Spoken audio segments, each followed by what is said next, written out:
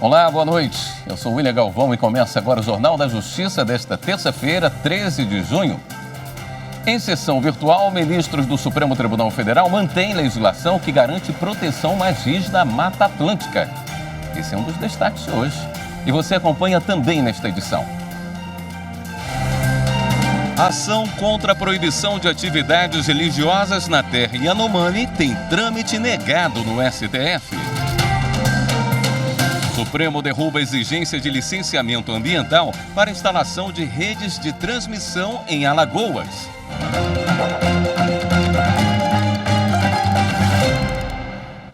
O ministro Dias Toffoli do Supremo julgou inviável a ação direta de inconstitucionalidade movida pelo Podemos. O partido questiona uma portaria baixada pela FUNAI no início do ano que proibiu a presença de religiosos e missionários na terra indígena Yanomami durante o período de emergência em saúde pública no local.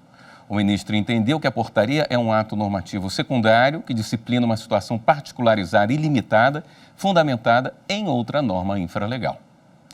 E o Supremo Tribunal Federal decidiu por unanimidade manter a proteção mais rigorosa da legislação sobre a Mata Atlântica. Acompanhe na reportagem de Viviane Novaes.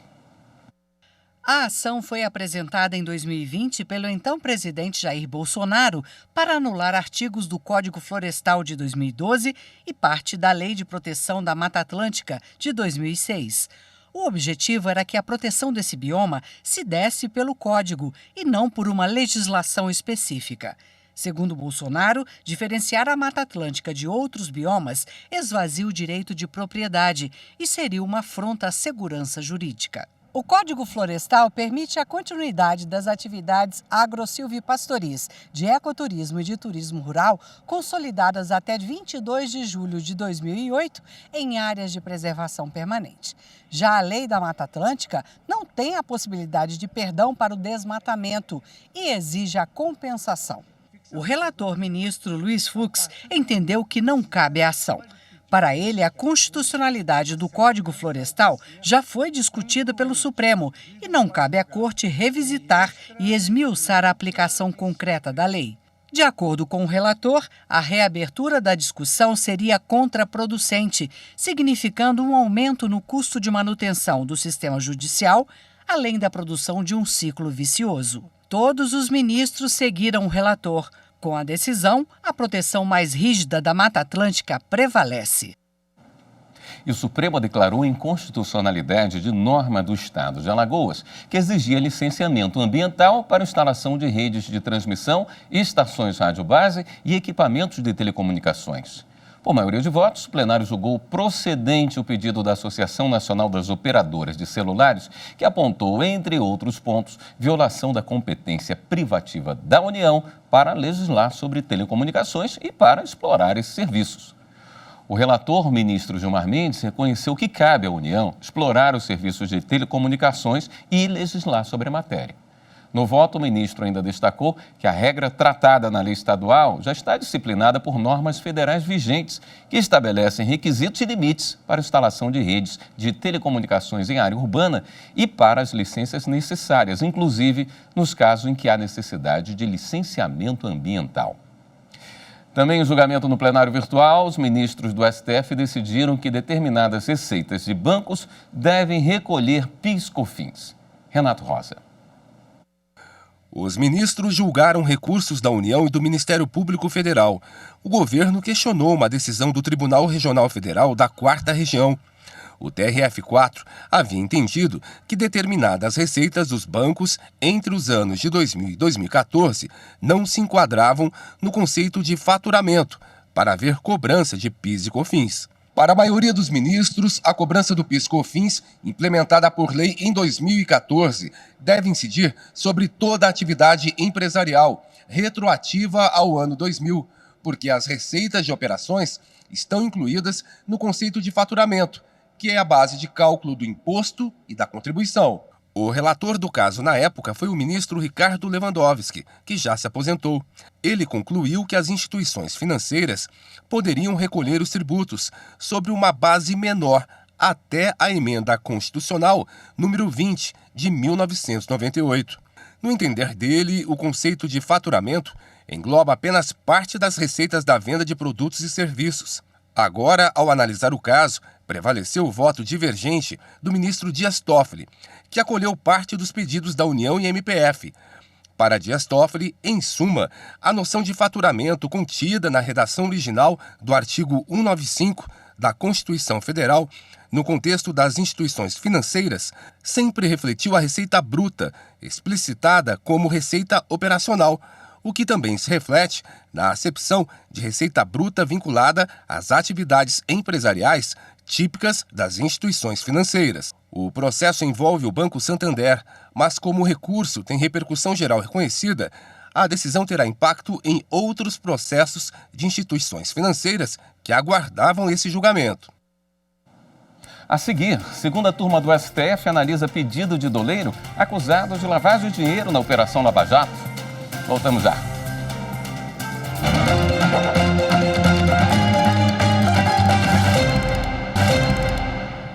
A segunda turma do Supremo está analisando o pedido do doleiro Fernando César Bregolato, acusado de lavagem de dinheiro na Operação Lava Jato. A defesa quer anular o recebimento da denúncia por não ter tido acesso às mídias criptografadas fornecidas por colaboradores. A repórter Marta Ferreira tem mais informações. O processo se refere à Operação Sem Fronteiras, uma das fases da Lava Jato. Fernando César Rezende Bregolato foi denunciado pelo Ministério Público Federal junto a outras 9 pessoas porque teria recebido transferências bancárias de contas no exterior por meio de offshores entre 2010 e 2014. Bregolato é apontado como a pessoa responsável pela lavagem de dinheiro nessas empresas fora do país.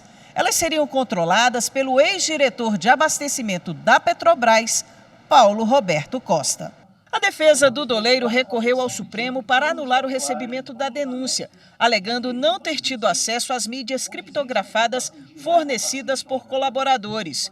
O caso está em análise na segunda turma do STF.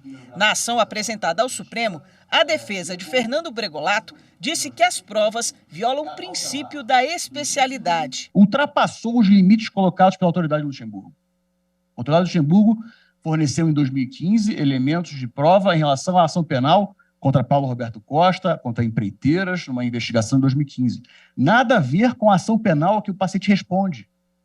O Ministério Público se arvorou a usar a resposta como um cheque em branco, ultrapassando e inobservando o princípio da especialidade e juntando e se fazendo valer dessas informações sem pedir autorização à autoridade de Luxemburgo. Para o Ministério Público Federal, não houve cerceamento de defesa. Quando a defesa apresentou a sua resposta à acusação, ela teve acesso a toda a prova.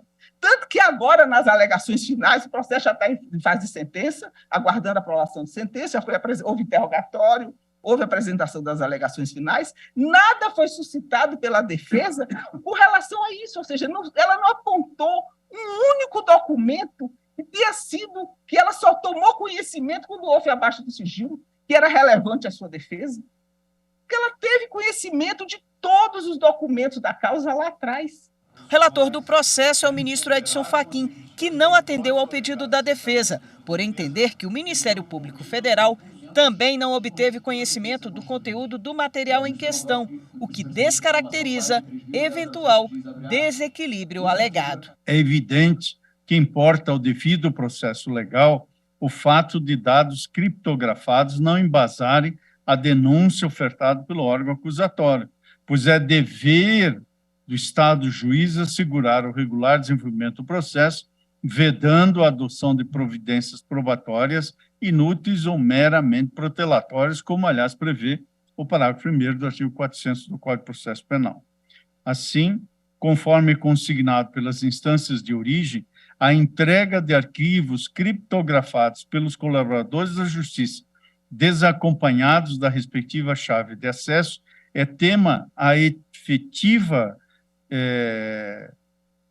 vigência e eficácia dos respectivos acordos celebrados com o Ministério Público Federal, cuja análise compete exclusivamente ao juízo homologador. Por essa razão, o senhor presidente eminentes pares propõe a negativa de provimento ao agravo regimental. O ministro Nunes Marques acompanhou o relator, mas o pedido de vista do ministro Dias Toffoli suspendeu o julgamento.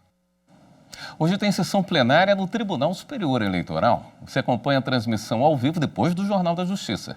O repórter Fábio Ruas tem as informações da pauta de julgamentos.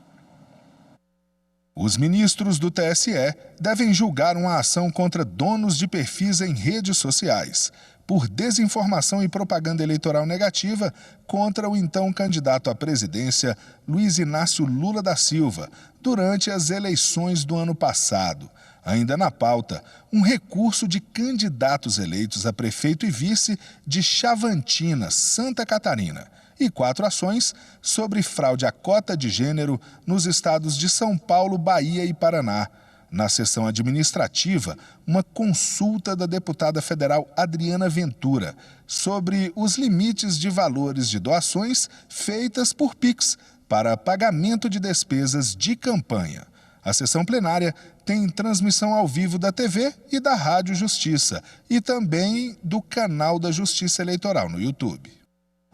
E o presidente do TSE, ministro Alexandre de Moraes, participou hoje de um debate sobre o funcionamento do Estado brasileiro. Mariana Fabre tem as informações. Como funciona a máquina pública brasileira? Esse foi o tema central de um encontro realizado em Brasília que reuniu jornalistas e representantes do poder público e de órgãos públicos federais. O presidente do TSE, ministro Alexandre de Moraes, participou do evento para falar sobre o funcionamento do judiciário brasileiro. Moraes mencionou a importância da organização para garantir agilidade aos trâmites judiciais e, no âmbito do Tribunal Superior Eleitoral, comentou sobre o combate à desinformação no processo eleitoral. Nós avançamos muito, né? O que é fato, o que é fake. O TSE, principalmente junto às redes sociais, tudo que apareceu no TSE, nas redes sociais aparecia o link para ver, para consultar. Esse binômio que eu acho que nós temos que ter. Investir na educação, inclusive em relação às redes sociais, mas mostrar que quem exceder a sua liberdade com atos criminosos é rapidamente punido. Decisões relacionadas à fraude à cota de gênero também foram lembradas durante o evento. Fraude à cota de gênero, ela não só torna inelegível a mulher que fraudou, mas toda a chapa perde o voto, perde os votos que teve e os mandatos obtidos. Se nós caçarmos a chapa toda, a partir de então, a própria chapa e a direção do partido vai ter que se preocupar com isso. A partir dessa mudança jurisprudencial e dessa dureza com que o TSE vem julgando, eu acredito que o ano que vem, nas eleições municipais, a fraude à cota de gênero será muito menor. No debate, Moraes também respondeu a questionamentos sobre a formação de plenários nas Supremas Cortes, a relação entre os poderes e o julgamento de processos de destaque, como o de 8 de janeiro e o inquérito das fake news. O evento foi promovido pela revista Piauí em parceria com o YouTube. Ao longo do dia, o encontro debateu também questões relacionadas a direitos humanos, economia e preservação da Amazônia. O TRF da Primeira Região, com sede em Brasília, assegurou uma candidata grávida que teve a data do parto antecipada o direito de concluir posteriormente o curso de formação em vigilância sanitária. Rafael Braga. A decisão foi proferida no julgamento de um recurso da Agência Nacional de Vigilância Sanitária, a Anvisa, contra a decisão que favoreceu a autora. Ela se inscreveu no concurso público, foi aprovada e convocada a realizar o curso de formação do cargo de especialista em regulação e vigilância sanitária, área 2, com previsão de término para 24 de janeiro de 2014. Contudo, por orientação médica, teve que antecipar o parto para 19 de janeiro. A candidata sustentou ter enviado à banca realizadora do certame e à Anvisa e-mail solicitando informações e orientações relativas à conclusão do seu curso de formação. Mas que a empresa que realizou o concurso entrou em contato com ela, dizendo que não existiria previsão legal para a reposição das aulas ou para a aplicação de provas e, portanto, a concorrente seria eliminada da seleção. Ainda na primeira instância, a 13ª Vara Federal de Brasília condenou a Anvisa a oferecer outra oportunidade de realização do curso de formação, promovendo a nomeação e posse dela, se aprovada no curso. A decisão foi confirmada pela 5ª turma do TRF da Primeira Região, com base na garantia dos direitos constitucionais à vida, à saúde e à maternidade, assim como a proteção constitucional à família. No próximo bloco, a gente fala sobre novas ações do Judiciário de Mato Grosso para apoiar mulheres em situação de violência doméstica. Voltamos em instantes.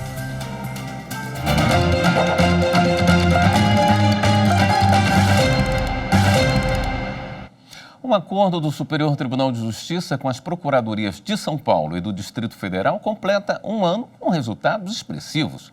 A parceria reduziu gastos e trouxe mais rapidez na análise dos processos. Veja na reportagem de Samanta Peçanha. Celeridade, menos judicialização e mais economia para os cofres públicos. É isso que o acordo firmado entre o STJ, a Procuradoria-Geral do Estado de São Paulo e a Procuradoria do Distrito Federal proporciona para o jurisdicionado e a população. E tudo isso por meio da análise de dados. É o que explica o titular da Secretaria Judiciária do Tribunal, Antônio Augusto Gentil. O STJ desenvolve um trabalho de jurimetria, de análise de dados, com base no seu acervo de processos, no seu banco de decisões. Isso nos permite fazer um mapeamento quantitativo e qualitativo da atuação judicial de cada órgão partícipe do acordo, o que nos possibilita a identificação precisa das hipóteses em que esses entes se atuam de forma contrária aos precedentes do STJ, dando ensejo a sucessivas situações de não conhecimento, desprovimento dos seus recursos.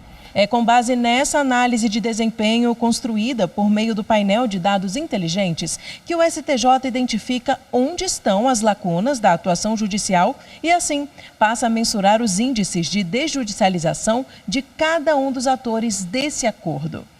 Para se ter uma ideia, só na Procuradoria-Geral do Estado de São Paulo, em um ano, foi reduzida em mais de 10% a quantidade de agravos em recurso especial e recursos especiais interpostos aqui no tribunal. Leonardo Leite Chaves, procurador-chefe da Procuradoria-Geral do Estado de São Paulo, em Brasília, explica que o acordo, além de atuar de forma preventiva, também atua na identificação de temas que podem vir a ser afetados. Para isso, houve, inclusive, uma estruturação interna da Procuradoria Paulista com a criação de comissões. Se analisa, dentro dessas comissões que foram criadas no âmbito da Procuradoria, quais matérias devem continuar sendo objeto de recurso especial, quais não, se faz sentido continuar se recorrendo de uma determinada matéria, se é necessário ou não remodelar aquela tese para melhor adequá-la aos requisitos de admissibilidade, também a própria jurisprudência do STJ. Então, essas comissões têm esse importante trabalho de aprimoramento da litigância do Estado junto ao STJ. E não foi só a Procuradoria-Geral do Estado de São Paulo que passou por mudanças. Idenilson Lima da Silva, procurador-geral adjunto do Contencioso, destaca que a Procuradoria-Geral do Distrito Federal tinha orientações jurídicas estratégicas para guiar o trabalho dos procuradores. Mas, após o acordo, foram editadas novas orientações com base nos dados fornecidos pelo STJ. Foi muito importante porque nós passamos a obter informações muito relevantes que nós não tínhamos acesso ainda. Então, a partir dessas informações, nós pudemos atuar mais estrategicamente no STJ.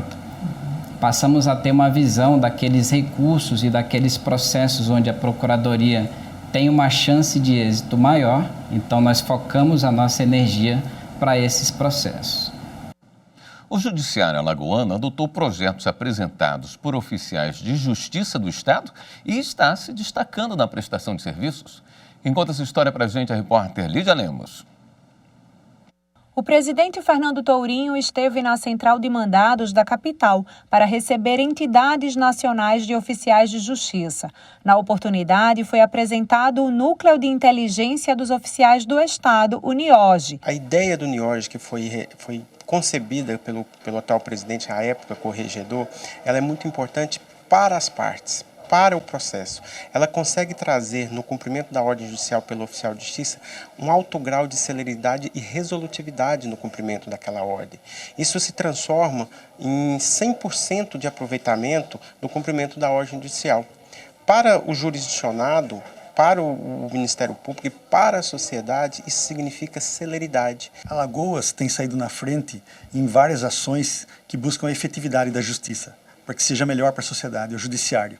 E o núcleo de inteligência já funciona com uma produtividade grande, então a gente veio conhecer para disseminar esse modelo para o país. Então o oficial de justiça ele está aqui para ser um parceiro para que faça o judiciário ser melhor para a sociedade. Para Fernando Tourinho, a ideia pioneira do núcleo é uma demonstração que, com poucos recursos, mas com boas ideias, o judiciário estadual tem conseguido se destacar nacionalmente e contribuir para uma melhor prestação jurisdicional.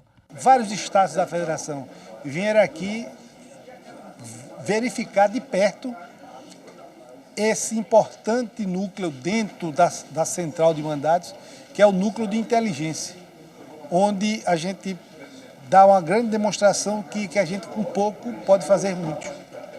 Então eu estou muito feliz de estar aqui hoje, Gustavo, Mauro e todos que fazem parte dessa central, que a gente também está oferecendo uma contribuição para melhorar os serviços prestados pelo judiciário brasileiro para a sociedade brasileira. Gustavo Macedo, coordenador da Central de Mandados da capital, reforçou a importância do TJ em abraçar os projetos apresentados pelos oficiais de justiça e destacou outras ações que estão sendo realizadas por eles para garantir o melhor cumprimento de ordens judiciais. A gente tem vários projetos, o Sejusc dos oficiais de justiça, o núcleo de inteligência, nós temos grupos especializados nas ações possessórias, no leilão. Então isso aí é motivo de orgulho, através desse incentivo do presidente é que a gente está conseguindo alavancar os projetos. O Judiciário de Mato Grosso implantou no município de Sinop o projeto Círculos de Construção de Paz para mulheres em situação de violência doméstica e familiar. Também foram certificadas novas facilitadoras que vão ajudar as mulheres que passam por essa situação. Confira na reportagem de Fernanda Fernandes. Em Sinop, Nara é a mais nova facilitadora de círculos de construção de paz. Metodologia que tem como objetivo a formação de vínculos mais saudáveis por meio de uma conversa bem conduzida e que pode ser aplicada em qualquer ambiente. A certificação dela e de outras 13 mulheres que também se voluntariaram integrou a programação do projeto Elo do Judiciário de Mato Grosso para a cidade.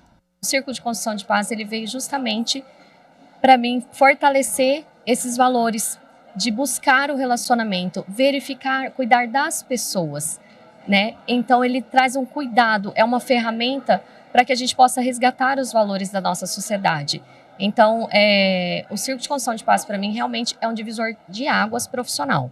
Na mesma solenidade, foi assinado um termo de cooperação técnica que vai possibilitar que beneficiárias de medidas protetivas com processos na 2ª Vara Criminal de Sinop participem de círculos de paz. Essas mulheres serão encaminhadas, serão atendidas por essas facilitadoras e lá naquele ambiente seguro, tranquilo e com as técnicas próprias dos círculos de construção de paz, elas poderão evoluir juntas, umas olhando nos olhos das outras. Evento em que autoridades, gestores públicos, profissionais da educação, assistência social e do sistema de justiça também acompanharam uma palestra sobre valores e princípios da justiça restaurativa nas políticas públicas.